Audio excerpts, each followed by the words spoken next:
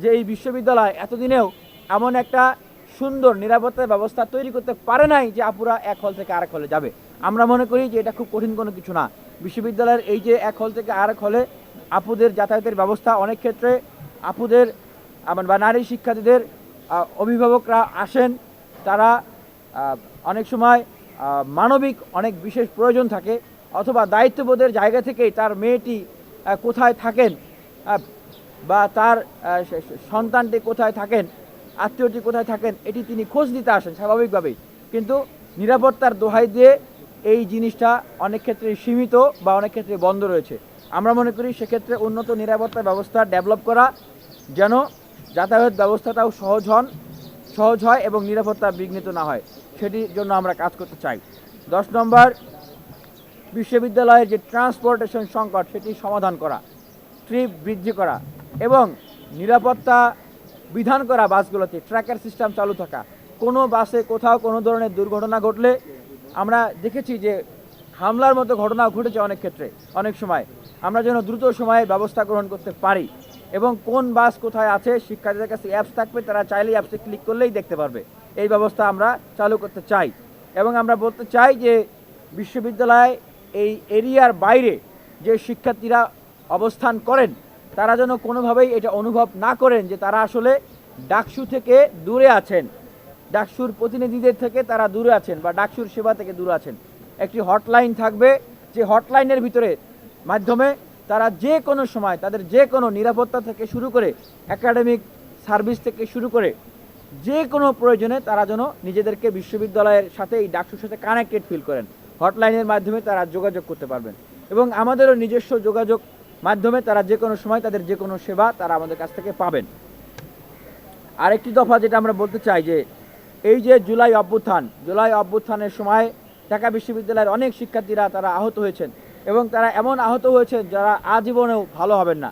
অনেকেই চোখ হারিয়েছেন, অনেকেই পঙ্গু হয়েছেন এবং এর পূর্বেও দীর্ঘ 16 বছরের যে ফ্যাসিবাদী সময় ছিল, যেই সময়টার কথা আমরা অনেককেই বলতে শুনি না এবং যেই বিষয়টা নিয়ে এই ঢাকা বিশ্ববিদ্যালয়ের কোনো ধরনের উদ্যোগ আমরা দেখি নাই। সেই বিগত সময়ে ফ্যাসিবাদী আমলে যারা লড়াই সংগ্রাম করেছেন, যারা নির্যাতিত হয়েছেন, নিপীড়িত হয়েছেন, আহত হয়েছেন, যারা মামলা শিকার হয়েছেন, তাদের খোঁজ খবর নেওয়া এবং তাদের সহযোগিতার প্রয়োজন হলে তাদেরকে সহযোগিতা করা, তাদের পুনর্বাসনের প্রয়োজন হলে তাদের পুনর্বাসনের ব্যবস্থা করা এবং ঢাকা বিশ্ববিদ্যালয়ের ইতিহাসে বিগত সময়ে যতগুলো হত্যাকাণ্ড হয়েছে, এই সাম্য হত্যা থেকে শুরু করে সেই আবু বকর হত্যা, সেই হাফিজুর হত্যা, কোনো হত্যারই কিন্তু ঢাকা বিশ্ববিদ্যালয়ের ভিতরে এসে খুন করে ফেলবেন তার মানে কি আপনি ধরে নেবেন যে এটার বিচার হবে না। এইরকম তোফাজ্জল হত্যাকাণ্ড আমরা ধরে নিই যে এই ধরনের ঘটনা ঘটলে সেটার আর বিচার হবে না, এরকম একটা বাস্তবতা ঢাকা বিশ্ববিদ্যালয়ে দাঁড়িয়ে গিয়েছে।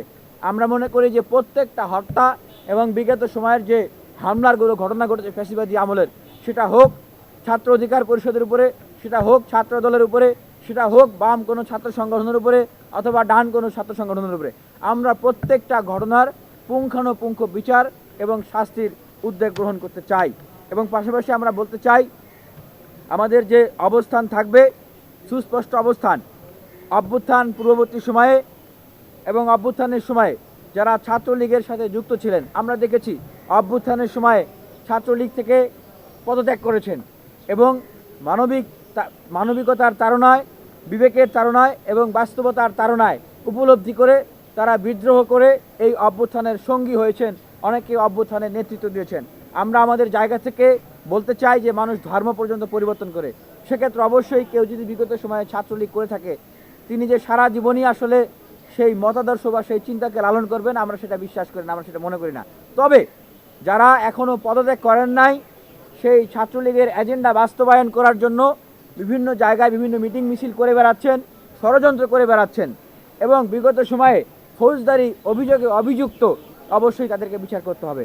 এবং বাকি যারা রয়েছেন তাদের ক্ষেত্রে ইন্টেনশনালি তাদেরকে কোনোভাবে যেন হয়রানি করা না হয়, তাদেরকে যেন কোনোভাবেই তাদের বিশ্ববিদ্যালয়ের শিক্ষার্থী হিসেবে তাদের অধিকারকে ক্ষুণ্ণ করা না হয়, রাজনৈতিকভাবে তাদের উপরে কোনো যেন অবিচার করা না হয়, জুলুম করা না হয়, সেক্ষেত্রে আমরা অবশ্যই সবসময় সোচ্চার এবং সজাগ থাকব। পাশাপাশি আমরা বলতে চাই যে ঢাকা বিশ্ববিদ্যালয়ের যে মেডিকেল সেবা, আমাদের একটা মেডিকেল রয়েছে গোলাম মর্তুজা মেডিকেল সেন্টার, আমরা সেটাকে আধুনিকায়ন করতে চাই এবং ঢাকা বিশ্ববিদ্যালয়ের যে হল এরিয়াগুলো আছে আমরা সেখানে ফার্মেসি স্থাপন করার উদ্যোগ গ্রহণ করতে চাই। বিশ্ববিদ্যালয়ের যে সকল স্থাপনা রয়েছে দেখেন অনেক ক্ষেত্রেই ভেঙে শিক্ষার্থীদের মাথার উপরে পড়ে, মসজিদে নামাজ পড়তে গেলে মাথার উপরে পড়ে, খাইতে গেলে মাথার উপরে পড়ে, কি একটা আজব অবস্থা, কখন দুর্ঘটনা ঘটে আমরা বলতে পারি না। এগুলো টেম্পার টেস্ট করা এবং এগুলোকে সংস্কার করা, পুকুরগুলো সংস্কার করা এবং সৌন্দর্য বর্ধন যে জায়গাগুলো আছে এগুলোকেও সংস্কার করা। পাশাপাশি আমরা বলতে চাই যে ঢাকা বিশ্ববিদ্যালয়ের এটা গুরুত্বপূর্ণ একটা পয়েন্ট, এটা অনেক ক্ষেত্রেই আমাদের খেয়ালের বাইরে থাকে।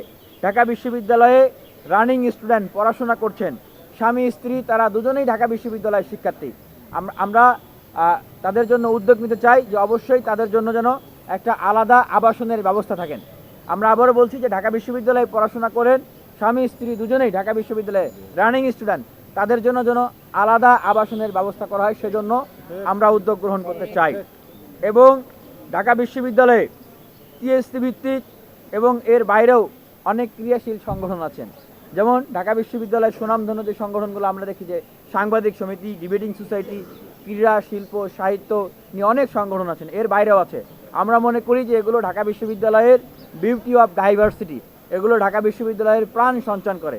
এই সংগঠনগুলোকে আরও তাদের সাথে কোঅপারেশন এবং ডেভেলপমেন্ট ফাংশন আমরা করতে চাই।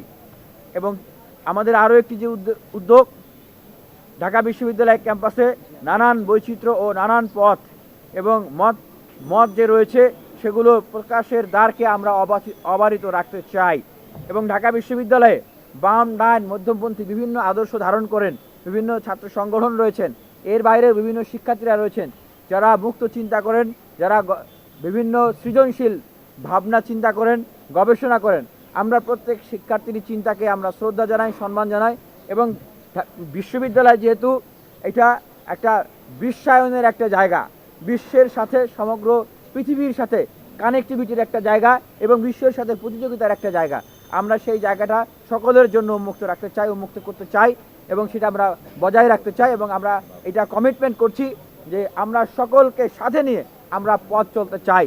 এখানে একজন শিক্ষার্থী হিসেবেই বিবেচিত হবেন, তার অধিকার পাবেন, কোনো কারণে তিনি বিশেষ প্রায়োরিটি এখানে পাবেন না। দেখেন আসলে আমি মনে করি যে একটা দায়িত্বশীল জায়গা থেকে, নির্বাচনী দায়িত্বশীল জায়গা থেকে আমরা এই ধরনের কথা বলতে পারি না। যিনি বলছেন এটা তার ব্যক্তিগত বক্তব্য হতে পারে, কিন্তু আমরা এটা বলতে পারি না। দেখেন এই ঢাকা বিশ্ববিদ্যালয়ের পরতে আমাদের দীর্ঘ লড়াই সংগ্রামের যাত্রা আছে। আজকের এই ইশতেহারে যে দাবিগুলো দেখছেন, এই ইশতেহার নিয়ে কিন্তু আজকে কথা বলছি না, দীর্ঘ 8 বছর থেকে এই প্রত্যেকটি দাবি নিয়ে আমরা ফাইট করে আসতেছি। আজকে 1 নম্বর যে দাবি, ডাকসুকে নিয়মিত ক্যালেন্ডার ইভেন্ট করা, এইটা তো আর এমনি তো আর এই ডাকসুটাও আসে না, এটা আপনারা জানেন। এই ডাকসুর জন্যও আমরা আমরণ অনশন করেছি, ফাইট করেছি এই ঢাকা বিশ্ববিদ্যালয়ে। হ্যাঁ, সুতরাং শিক্ষার্থীরা আমাদেরকে কিভাবে বাছাই করবেন, অবশ্যই আমাদের বিগত সময়ের শিক্ষার্থীদের জন্য যে অধিকার ভিত্তিক আন্দোলন, লড়াই সংগ্রাম, আপোষহীনতা, সেগুলো নিয়ে তো তারা চিন্তা করবেন। এবং অবশ্যই একজন শিক্ষার্থী আমাকে তিনি কেন তার ম্যান্ডেট দিবেন, আমার মিশন কি, তাদেরকে কোথায় নিয়ে যেতে চাই, এটা তো অবশ্যই বিবেচনার বিষয়। অবশ্যই আমি কোনোভাবেই মনে করি না যে একটা ইশতেহার গার্লফ্রেন্ড বয়ফ্রেন্ডকে দেওয়ার মতো কোনো কথা। আমি মনে করি না যে এটা একটা মানে কেবল কথা দেওয়ার জন্য একটা কথা। আমি যেটা মনে করি বা আমরা যেটা মনে করি, বিগত সময় এই ঢাকা বিশ্ববিদ্যালয়ে দাঁড়িয়ে এই রাজু ভাস্কর্য, অপরাজয় বাংলা, এই মধুর ক্যান্টিন, ঢাকা বিশ্ববিদ্যালয়ের এই কার্জনে পরতে দাঁড়িয়ে ঢাকা বিশ্ববিদ্যালয়ের শিক্ষার্থীদের উদ্দেশ্যে আমরা যতগুলো কমিটমেন্ট করেছি, আমরা কোনো কমিটমেন্ট ব্রেক করি নাই। আমরা ঢাকা বিশ্ববিদ্যালয়ের শিক্ষার্থীদেরকে বলেছি আমাদের জীবন গেলে যাবে, আমরা এই ঢাকা বিশ্ববিদ্যালয়কে ফ্যাসিবাদী ছাত্রলীগ আওয়ামী লীগ থেকে আমরা মুক্ত করব। আমরা করেছি, আমরা জেল খেটেছি। আমি নিজে 8 বার ছাত্রলীগের হামলার শিকার হয়েছি, আমি নিজে 12টা মামলার শিকার হয়েছি, আমি 2 বার জেলে গিয়েছি, সলিটারি কনফাইনমেন্টে 7 মাস ছিলাম। বন্ধুরা যখন আমার পড়তে আসছেন ক্লাসে, আমি তখন মামলার হাজিরা দিতে গেছি। আমার বন্ধুরা যখন লাইব্রেরিতে এসছেন চাকরির প্রস্তুতি নিতে, আমার বন্ধুরা যখন গবেষণাপত্র লিখেন, তখন আমি সলিটারি কনফাইনমেন্টে বসে ভাবি এই ঢাকা বিশ্ববিদ্যালয়কে এই ফ্যাসিবাদ থেকে মুক্ত করতে হলে কিভাবে মুক্ত করব আমরা, এই ঢাকা বিশ্ববিদ্যালয়কে একটা একাডেমিক এক্সিলেন্সের জায়গায় কিভাবে নিয়ে যাব আমরা। সুতরাং অবশ্যই এই ইশতেহার কোনো গাল গল্প আমাদের ইশতেহার, আমরা সেটা বলতে পারি যে আমাদের ইশতেহার এটা রক্তের উপর দিয়ে লেখা ইতিহাস। আমাদের যে এখানে শিক্ষার্থীদের জন্য যে ঘোষণা, এটা বিগত 16 বছর ঢাকা বিশ্ববিদ্যালয়ের যত শিক্ষার্থীরা লড়াই সংগ্রাম করেছে, অভ্যুত্থানের সময় যারা লড়াই সংগ্রাম করেছে, আমরা মনে করি যে এইটা তাদের সেই লড়াই সংগ্রাম এবং ত্যাগের প্রতিচ্ছবি হচ্ছে এই ইশতেহার। সুতরাং এই ইশতেহারগুলোকে আপনারা, এটা কোনো ছেলে খেলা বা এটা কোনো গার্লফ্রেন্ড বয়ফ্রেন্ডের বিষয় নয়।